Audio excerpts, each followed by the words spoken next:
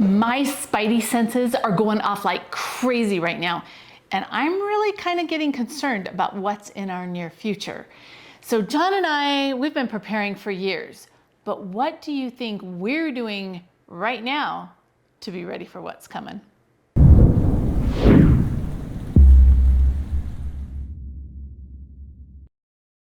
Hey, Provident Preppers, I'm Jonathan. And I'm Kylene.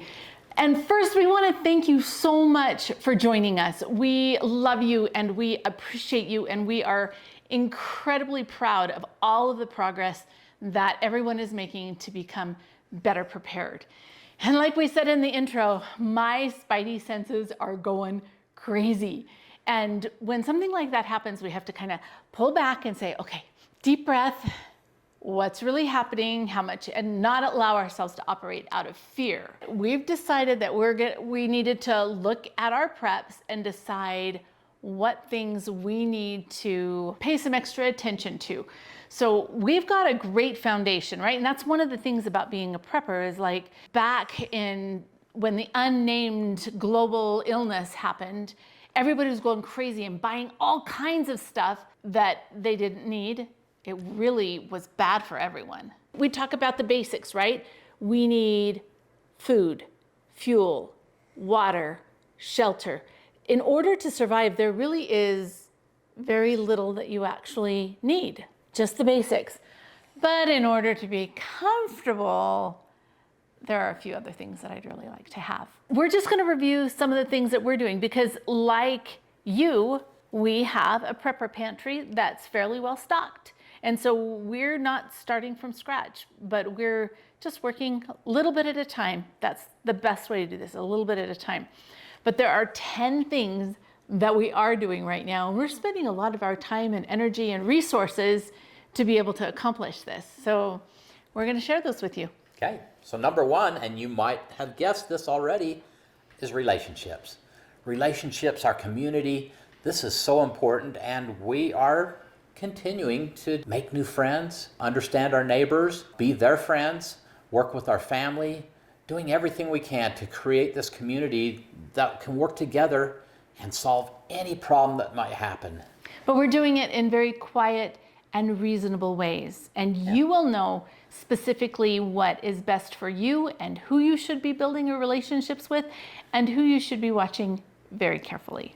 The second one is we are reviewing our family plan. So we've had a lot of changes in our family, and we want to make sure that all of those phone numbers are up to date, our evacuation plans are up to date, everybody is informed with the most current information. It's all in our bug out or our survival kit, and it's posted in our house. We do that right inside of our front door in our coat closet, so anybody that's here always knows that's where it is.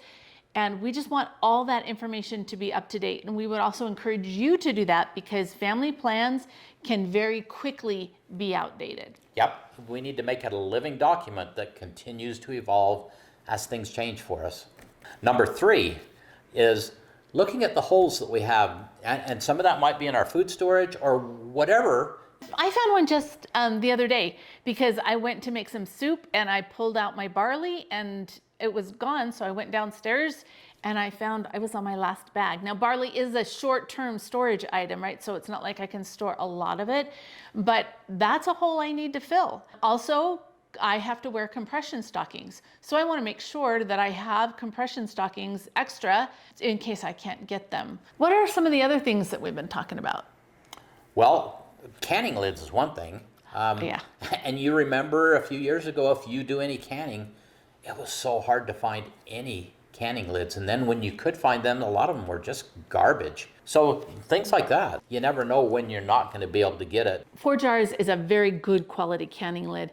And when they had their 4th of July sale, I ordered 200 lids. I'm like, price isn't going to get any better. I need these. If I don't use them this year, I'll be using them next year, but that helps us be more self-reliant. So think about that in your storage and what things you might need to fill the gaps right now. Number 4, earthquake prep.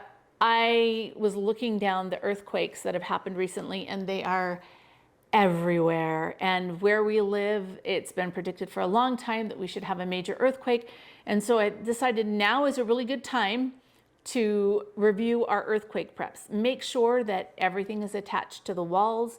Some of my mason jars aren't as secured as they should be, and so I need to make sure that I've got them all put away appropriately so that they'll be okay. We just need to make sure that we're ready for an earthquake. I mean, we've been prepping forever for an earthquake, but... And for some of you, earthquakes are the last thing that you're worried about. You don't have that risk, but what are your risks? And are you ready for them?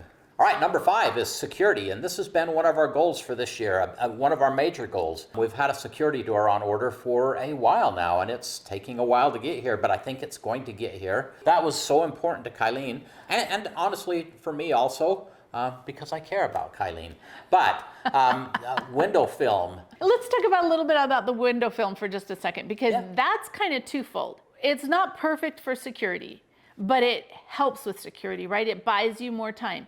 But one of the reasons why we decided to pull the plug on that is because in an earthquake, that security film is going to help my windows stay intact. So what are the things that you need to address in your security situation? Number 6 is the evacuation kits, bug out bags, or survival kits, whatever you want to call them. Sometimes 72-hour kits, even though that probably isn't way the too best short. name for them. Yeah. Way too short a time. Those really easily go out of date.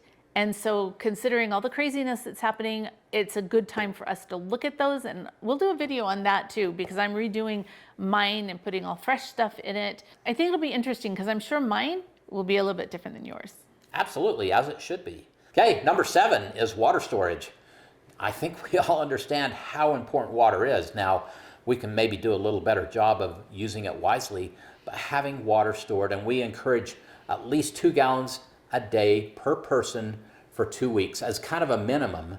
Now is a really great time to make sure your water storage is ready whenever you need it. Okay, the 8th thing that we're doing is organizing and purging. And sometimes this is really hard on our marriage because things that are important to me aren't important to him. And things that are important to him, I'm like, why? Why would you hold on to this?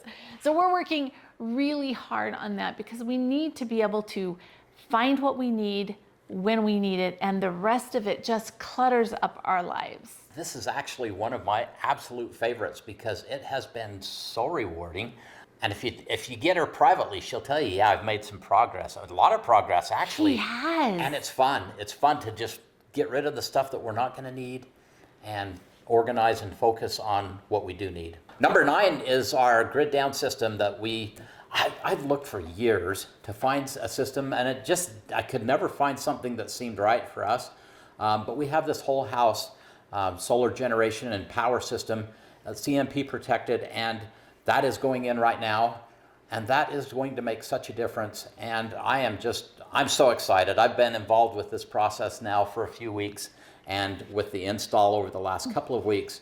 This is awesome for us. This has been an important thing for us to do, and now we're getting there. So go to griddownreadout.com and you'll see the system that we're putting in. But John, of course, had to put a unique twist on it. So we have solar panels on the roof as well as pole mount solar panels. Now we can completely be off grid and it's EMP protected, and that was huge for him.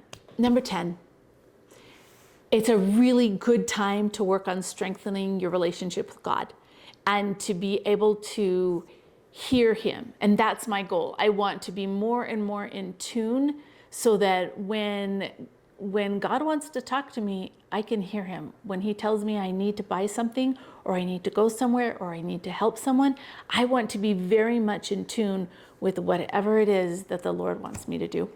Those are the 10 things that we are really diligently working on right now. Some things that are right for us aren't going to be right for you. We live in different situations and we have different responsibilities. Just take one step at a time. And what do we call that? Slow, steady steps? What do we call Small, that? steady steps. Just keep making those small, steady steps and knowing that the peace of mind that comes with that is so much worth it. Now for the question of the day. Are your spidey senses tingling?